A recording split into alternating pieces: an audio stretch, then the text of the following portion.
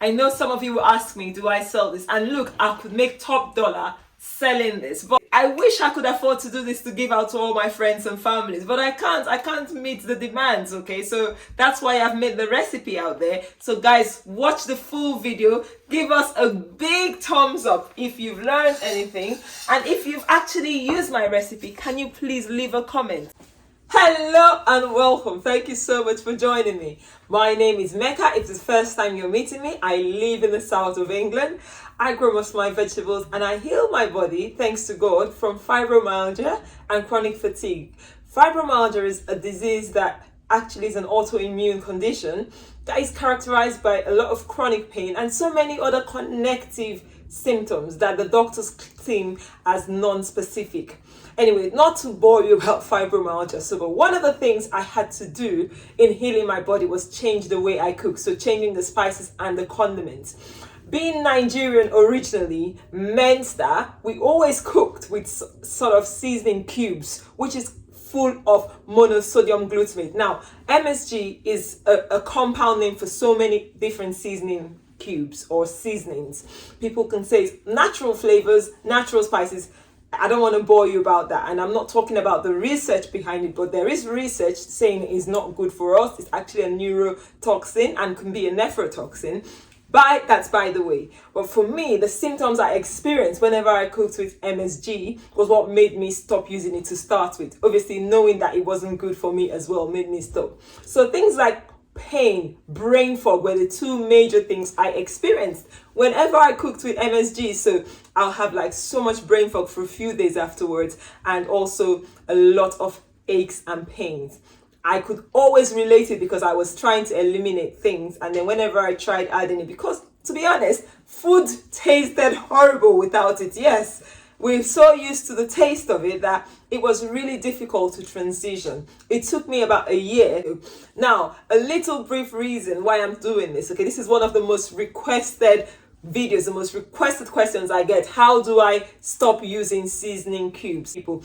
Anyway, I want to show you today how you can make your own homemade stew seasoning free of any artificial flavors, and it will come out so delicious. I know, because it's taken me a full few years to perfect this seasoning, okay?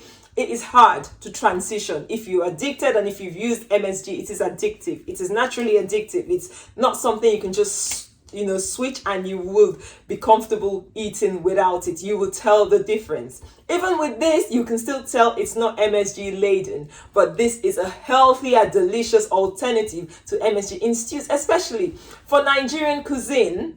Cooking with a lot of our natural umami, even glutamate-rich seasonings makes a difference. So things like, we have the fermented locust beans, commonly known as iru or giri. We have some seaweed powder. You can have crayfish. You can have mushroom powder. Those things come out really nice in soups. But in stews, it's not the same, okay? And this is why I'm doing this. Now, this recipe is not written in stone. It's not set in stone. You can modify it, but there are a few key ingredients that I would recommend you have. One of which is oregano. So oregano, celery powder if you can. If you can't get celery powder, you can get lovage, or they call it adjuani. I love using tarragon. French tarragon is called. And obviously things like bay leaves, those are general common spices and seasonings we use, okay? Pimento, allspice berries, is another one I would always highly recommend. Now, how did I come about these recommended spices? I looked at the Italians. How did they make their tomato sauce? They didn't over fry their sauces, and the pasta sauces are always delicious, the authentic ones, by the way. I also looked at the Indians, the curries the Indians make. They don't use MSG generally or originally, and their seasonings and their curries are so delicious. And so I started modifying and adding and taking away things, and I got the seasoning mix I enjoy. Now, let me show you how we're going to go about doing it. We start by heating our pan.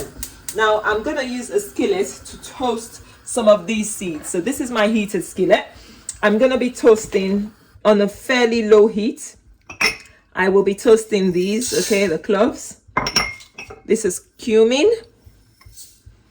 I will also be toasting pimento, allspice berries. I'll put the list of the ingredients down for you. black peppercorns, fenugreek seeds,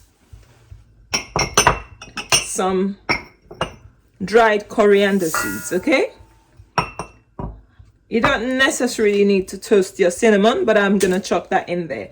And then the powders over there will not be toasted, they will just be blended. Obviously these are just going to be mixed at the end, and these ones will be blended into a finer powder, and so will that be. These are bay leaves, but these are fresh bay leaves. Okay, toasting, this takes about 5 minutes, not too high heat, really low heat, as you can see. But this is a cast iron skillet, so the heat it transfers quite well. After about 5 minutes, we can start smelling a few of the fragrances. Basically, we're releasing the aromatic oils. And then we're going to turn the heat off. Next off, we're going to add all the spices and our nutmeg, and also our bay leaves. We're going to be blending this all together.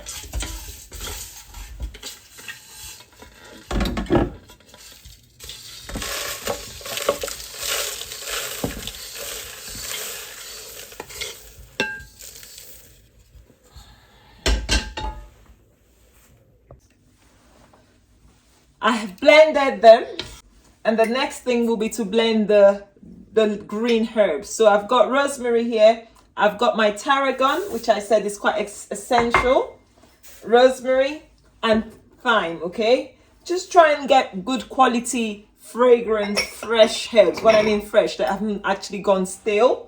And we're going to blend these. The rest of these are in powder form, so we don't necessarily need to blend them. We just have to mix them all up in our pan. But this is the next step. So we're blending this, and then we'll add these in here and blend together. You can do it whichever way it works for you, but toasting really, if you smell the aroma in my kitchen now, it's absolutely amazing. Toasting makes a huge difference to your all-purpose seasoning or your stew spice mix. Okay.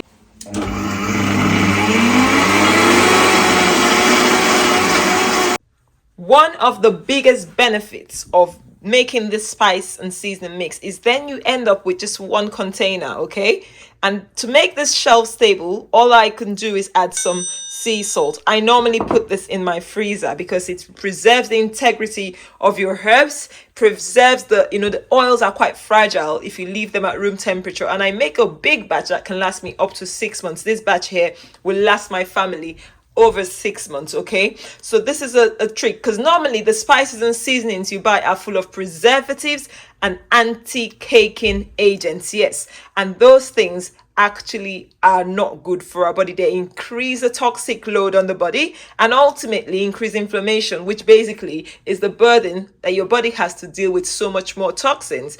So this is why I make it myself. I try not to buy powders unless they're powders that have no anti-caking ingredients added. All right, now the whole thing is ready to mix. Guys, I know some of you will ask me, do I sell this? And look, I could make top dollar selling this. Now all we do now is mix it. I wish I could afford to do this to give out to all my friends and families, but I can't meet the demands. Okay, so that's why I've made the recipe out there. So guys, watch the full video, give us a big thumbs up if you've learned anything, and if you've actually used my recipe, can you please leave a comment? Now it's just mixing. I love using a whisk. Okay, and you see I'm using a huge pan because my sister's currently visiting and she wants some spice. I'm able to make for her. Yeah, I have to, otherwise she'll kill me, my big sister.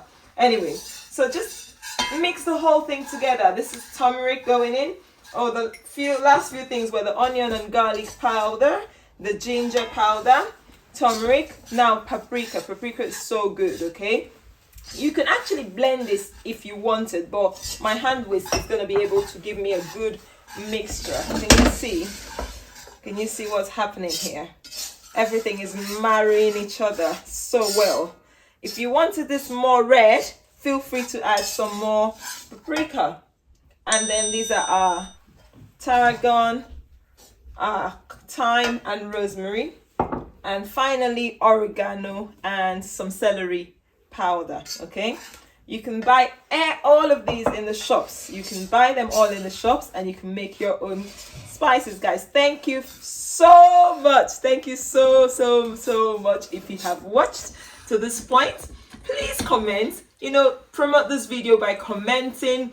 Share it to your friends, your loved ones, even your enemies, okay? Share it and let people know they can actually cook healthy, delicious meals at home without needing artificial seasoning. And until next time, I'll see you in another video. Bye-bye.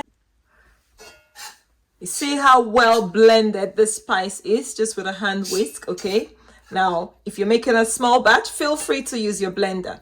Storing this, like I said, I prefer storing this in the freezer. If you don't have freezer space, you can make it shelf stable by adding in some good quality sea salt, okay? A bit of sea salt, but obviously that means you adjust your salt when you cook. That's just basic. So thank you once again, guys, for watching. And I really appreciate you coming back every time.